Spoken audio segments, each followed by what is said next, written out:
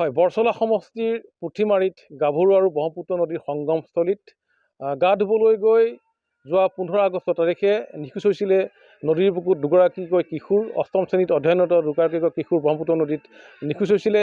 ক্ৰমে কাশীনাথ চেত্ৰী আৰু তনুজ চেত্ৰী নামৰ এই দুগৰাকী যি কিশোৰ আছে, তাৰ পিছতে SDRF আৰু NDRFৰ উদ্ধাৰকাৰী দলে যোৱা তিনিটা দিনৰ পিছত উদ্ধাৰ কৰিবলৈ সক্ষম হৈছিলে কাশীনাথ চেত্ৰী নামৰ কিশোৰগৰাকীক। কিন্তু উদ্ধাৰকাৰী দলে 5টাকৈ দিন উদ্ধাৰ অভিযান চলাইও উদ্ধাৰ কৰিব নোৱাৰিলে তনুজ চেত্ৰী নামৰ কিশোৰগৰাকীৰ মৃতদেহ, যাকে লৈ এতিয়া উদ্বিগ্ন হৈ পৰিছে পৰিয়ালটো, চিন্তিত হৈ পৰিছে।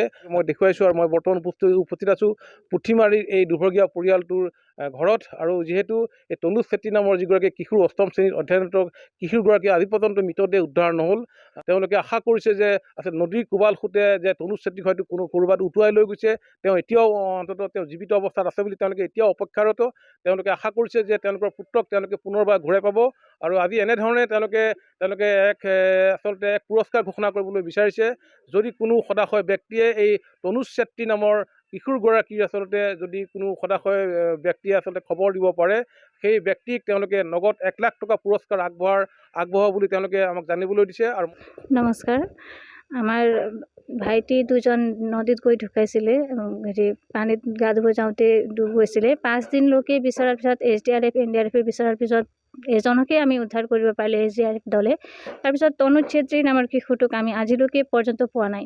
তাৰপিছত আমাৰ ঘৰৰ পৰিয়ালে সন্দেহ কৰিছে যে পোৱালিটো কোনোবাই ৰাখি থৈছে নেকি বা ক'ৰবাত আছে নেকি বুলি সন্দেহ কৰিছোঁ। তাৰপিছত আমি যদি কোনোবাই আমাক সদাশয় ব্যক্তিয়ে খবৰ দিয়ে, তাৰপিছত ঘৰৰ পৰিয়াল হৈ 1 লাখ টকাৰ আমি পুৰস্কাৰ আগবঢ়াম, সেইটো আমি নিশ্চিত কৰিছোঁ। আমাৰ ফোন নম্বৰত আপোনালোকে কণ্টেক্ট কৰিব পাৰিব। ফোন নম্বৰটো হৈছে 9877257133।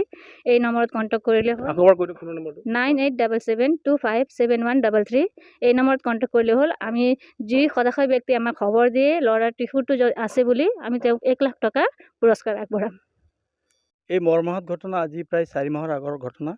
15 আগষ্টৰ দিনাখন তেওঁলোকে নদীত গা ধুবলৈ গৈছিলে। ক্ৰিকেট খেলি গা ধোৱাৰ সময়ত 4জন ল'ৰাই খেলাৰ পিছত 2জনে গা ধুব সোমাওঁতে তেওঁলোক উটি যোৱা বুলি খবৰ পাই আমি সকলো হুলস্থুল পৰিৱেশ হ'ল। গোটেই ৰাইজে আপোনালোকেও সহায় সহযোগ কৰিলে। বিভিন্ন প্ৰকাৰে আমি আগুৱাই গ'লোঁ, কিন্তু কালক্ৰমত 3 দিনত এজনক পালোঁ, যদিও আন এজনক আমি 5 দিনলৈকে বিচৰাৰ NDRF দলে, কিন্তু নাপোৱাৰ ক্ষেত্ৰত তাৰপিছত তেওঁলোকে বন্ধ কৰিলে বিচৰা। গতিকে আমিও প্ৰাইভেট হিচাপে বহুত বিচাৰি নাই পোৱা। গতিকে পৰিয়ালত এটা দুখৰ বিষয় যে ল'ৰাজন নাপালে। নোপোৱাটো বৰ দুখৰ, পৰিয়াল বুলি নহয়, গোটেই গাঁওখনতে মানে বিভ্ৰান্তি এটা সৃষ্টি হৈছে যে তেওঁ ক'ত আছে। গতিকে এতিয়া পৰিয়ালে বা গোটেইখিনি গাঁৱৰ ৰাইজে মিলি ভাবিছে যে যদি ক'ৰবাত কোনোবাই সদাশয় লোকে তেওঁ যদি ক'ৰবাত পাইছে বা ৰাখিছে, তেতিয়াহ'লে তেওঁ আমি ফটোটো অলৰেডি আপোনালোকৰ নিউজত মানে তেওঁৰ পৰিচয় পত্ৰ বা ফটো আমি পঠিয়াই দিম, যাতে ক'ৰবাত পাইছে তেওঁলোকে যদি আমাক যোগাযোগ কৰি খবৰ দিয়ে বা আছে বুলি ভাবোঁ বা পাম, তেতিয়াহ'লে পৰিয়ালে কৈছে যে আমি 1 লাখ টকাত তেওঁলোকক আমি সাহাৰ্য পুঁজি দিম, যাতে আমাৰ সন্তানটিক সুচাৰুৰূপে ঘূৰাই দিয়ক। এই আশাৰে বাট চাই আছে। মই জ্যেষ্ঠ ভগ্নী আছে, মই তেওঁৰ ওচৰলৈ যাবলৈ বিচাৰিম। আজিও আচলতে যিহেতু তনুজক উদ্ধাৰ কৰা নহ'ল বা উদ্ধাৰৰ অভিযানত তেওঁক লাভ নকৰিলে, তেওঁ জীয়াই আছে নেকি, আপোনালোকে কি ভাবে? হয়, আমি সেইটোৱে আশা কৰিছোঁ যে ই ক'ৰবাত আছে নেকি। সেইকাৰণে চবৰ ৰাইজকে কৈছোঁ যে ক'ৰবাত পায় তেতিয়া খবৰ দিয়ে। এইটোৱে আশা আছে যে ই আছে বুলি। হয়, কি ক'ব? যিহেতু আমি 5 দিনলৈকে তেওঁক বিচৰা গ'ল, ইয়াৰ পৰা শিঙৰি বৰচলাত পূৰা যিখিনি জেগা আছে চবফালে বিচৰা গ'ল। জীৱিত কালতে আছে বুলি ভাবা গৈছে, এইটো কাৰণে যে 5 দিনলৈকে বিচৰাৰ পাছতো তেওঁক পোৱা নগ'ল। হয়, মৃতদেহ পোৱা নগ'ল।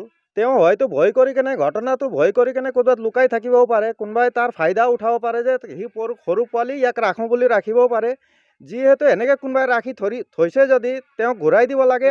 যিহেতু 5টা দিনৰো আচলতে উদ্ধাৰকাৰী দলে যিহেতু তেওঁ উদ্ধাৰ অভিযান চলাই সেই কিশোৰগৰাকীৰ মৃতদেহ আজি পৰ্যন্ত উদ্ধাৰ কৰিব নোৱাৰিলে, আৰু স্থানীয় লোকসকলেও, পৰিয়ালৰ লোকসকলেও বিভিন্ন ঠাইত ইয়াৰ বিচাৰ খোচাৰ কৰিছে। তৎসত্ত্বেও কিন্তু এই অনুজ চেত্ৰী নামৰ কিশোৰগৰাকীৰ আজি পৰ্যন্ত কোনো ধৰণৰ সুসূত্ৰ পোৱা নাই।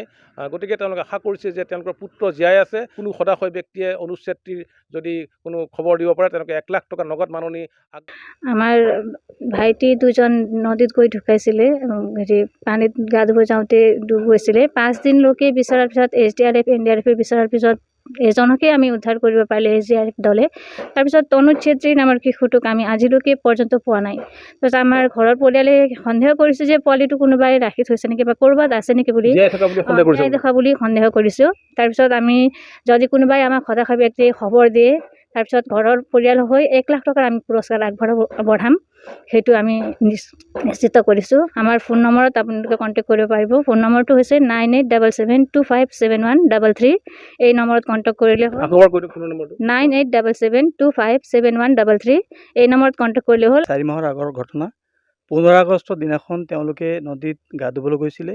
ক্ৰিকেট খেলি গা ধোৱাৰ সময়ত 4জন ল'ৰাই খেলাৰ পিছত 2জনে গা ধুব সোঁতে তেওঁলোক উটি যোৱা বুলি খবৰ পাই আমি সকলো হুলস্থুল পৰিৱেশ হ'ল। গোটেই ৰাইজে আপোনালোকেও সহায় সহযোগ কৰিলে। বিভিন্ন প্ৰকাৰে আমি আগুৱাই গ'লোঁ, কিন্তু কালক্ৰমত 3 দিনত এজনক পালোঁ, যদিও আন এজনক আমি 5 দিনলৈকে বিচৰাৰ NDRF দলে, কিন্তু নাপোৱাৰ ক্ষেত্ৰত তাৰপিছত তেওঁলোকে বন্ধ কৰিলে বিচৰা। গতিকে আমিও প্ৰাইভেট হিচাপে বহুত বিচাৰি নাই পোৱা। গতিকে পৰিয়ালত এটা দুখৰ বিষয় যে ল'ৰাজন নাপালে। নোপোৱাটো বৰ দুখৰ, পৰিয়াল বুলি নহয়, গোটেই গাঁওখনতে মানে বিভ্ৰান্তি এটা সৃষ্টি হৈছে যে তেওঁ ক'ত আছে।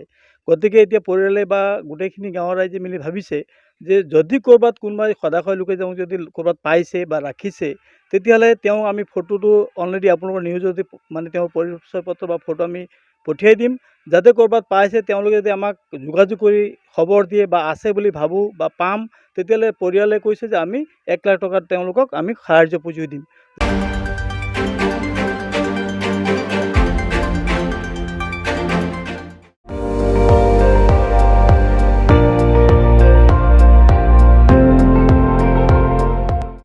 আপুনি চাই আছে ND24, সৰ্বশ্ৰেষ্ঠ নহয় সৰ্বোত্তমৰ দৌৰ।